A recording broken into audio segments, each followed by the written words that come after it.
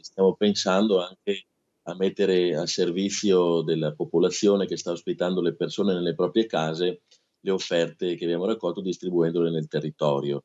Sostenere la generosità di chi in queste settimane ha deciso di accogliere i profughi dall'Ucraina in fuga dalla guerra.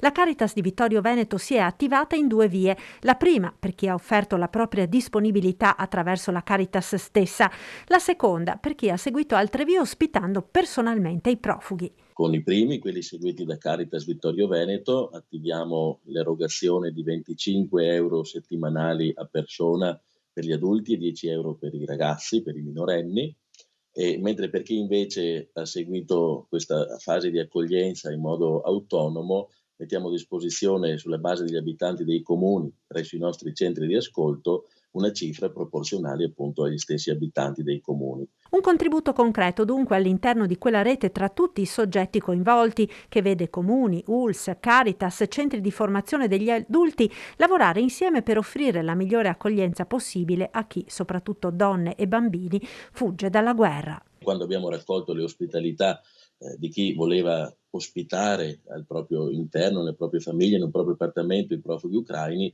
abbiamo stabilito fin da subito che doveva essere un atto di generosità dove ci si impegnava, diciamo così, a mettersi a disposizione al 100%. Ecco, riteniamo un atto di gentilezza e di gratitudine anche da parte nostra come Caritas, a questo punto dare un piccolo contributo alle spese che sono state affrontate.